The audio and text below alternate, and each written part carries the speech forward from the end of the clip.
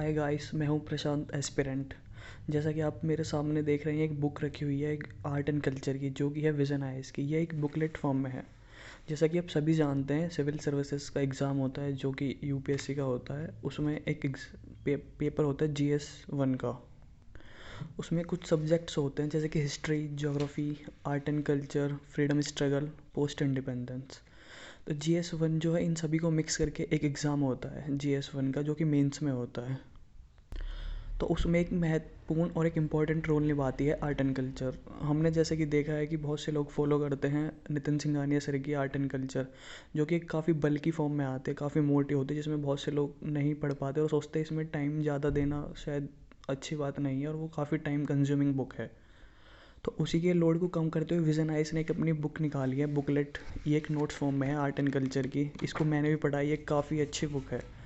इसको आप पढ़ने के बाद खुद भी समझ पाएंगे कि वाकई में इसे पढ़ने के बाद हमें नितिन सिंघानिया सर की बुक पढ़ने की ज़रूरत शायद नहीं पड़ेगी। आर्ट एंड कल्चर एक ऐसा सब्जेक्ट है जो कि आपकी प्रीलिम्स प्लस मेंस दोनों में हेल्प करता है, और एक काफ़ी इससे क्वेश्चन पूछे जाते हैं। हालांकि प्रीलिम्स में इसका इतना इंपॉर्टेंट रोल नहीं है जितना कि मेंस में है।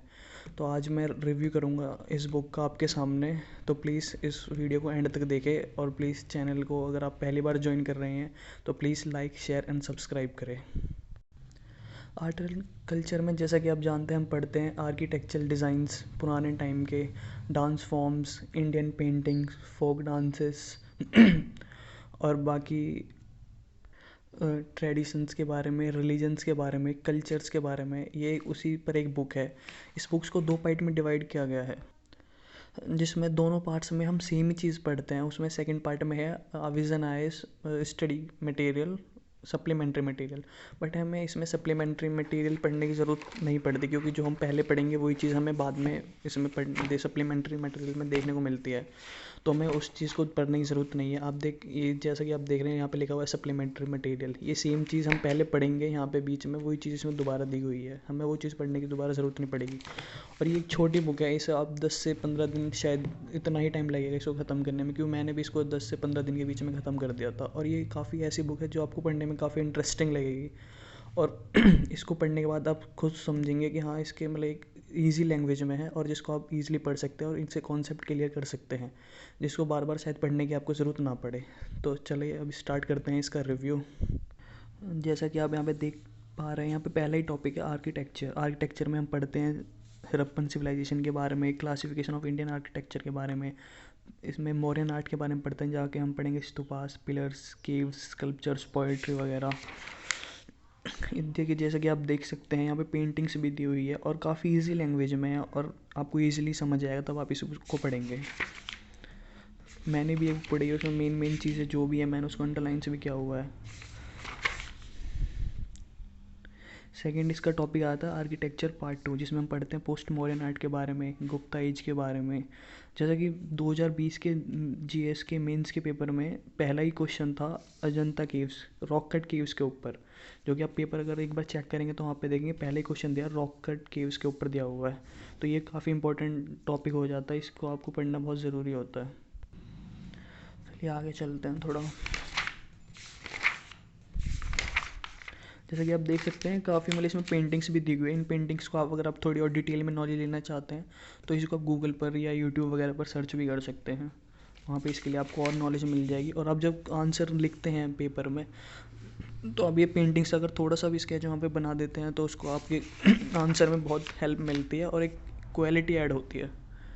इसमें थर्ड टॉपिक आया था आपका आर्किटेक्चर पार्ट 3, जिसमें हम पढ़ते हैं temple architecture, Dravidian style, Nayaka, Vijayanagar.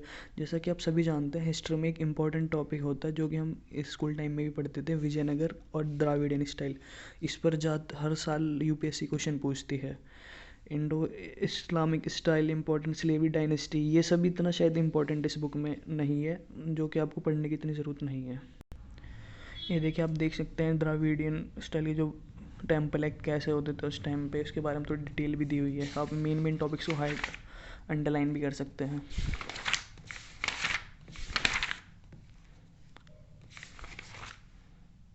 जैसा कि आप देख रहे हैं, सेकंड टॉपिक्स में आता है इंडियन क्लासिकल डांसेस। डांसेस जैसे कि आप देख सकते होते हैं भरतनाट्यम, कुचिपुड़ी, कथकली, कथक, मणिपुरी, उड़ीसा, मोहिनीअट्टम। वैसे डांसेस से रिलेटेड इतने क्वेश्चन यूपीएससी नहीं पूछती है, बट अगर आप एक बार इसको नज़र मारना चाहे तो आप एक बार इसको पढ़ सकते हैं, बट इसको बार बार पढ़ने की शायद आपको ज़रूरत नहीं है। तो ये इतना इंपॉर्टेंट टॉपिक नहीं होता है, इससे क्वेश्चन नॉर्मली नहीं पूछती है।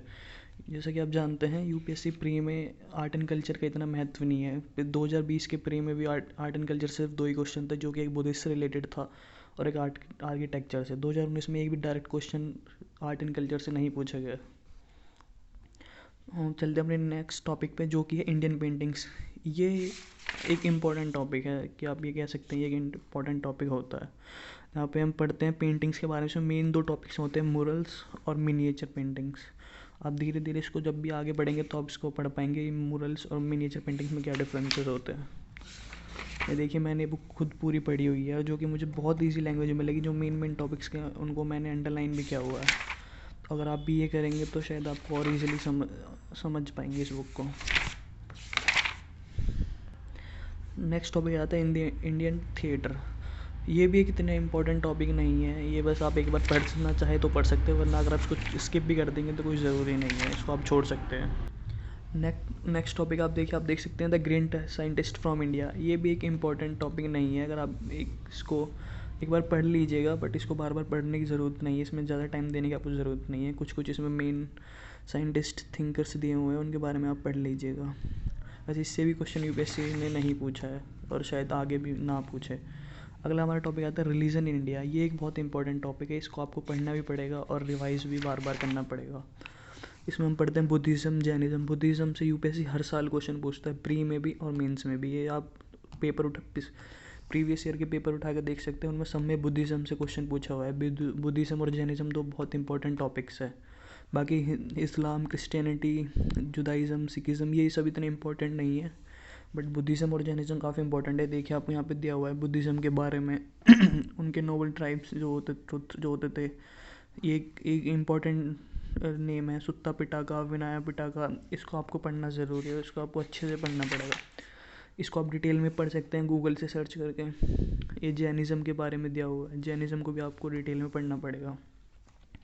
बाकी हिंदुइज़्म को आप पढ़ सकते हैं, इसके 6 स्कूल्स के बारे में पढ़ सकते हैं, बहुत ईजी लैंग्वेज में दिया हुआ है। ये आप देख सकते हैं, सांख्य, नाइक्य, वैशाख्य, योगा, मीमांसा, वेदांता। आप देख सकते हैं काफ़ी नॉट ज़्यादा डिटेल में भी नहीं है और छोटा छोटा, इसको आप ज़्यादा पढ़ने की ज़रूरत नहीं है इन बाकी टॉपिक्स को। अगर आप इन पर ज़्यादा डिटेल में पढ़ना चाहते हैं तो आप गूगल और यूट्यूब से बाकी देख सकते हैं। अगला हमारा टॉपिक था लैंग्वेज एंड लिटरेचर। ये भी इतना खास इम्पोर्टेंट नहीं है, इसमें लिटरेचर इम्पोर्टेंट है, लैंग्वेज इतना शायद नहीं है। संस्कृत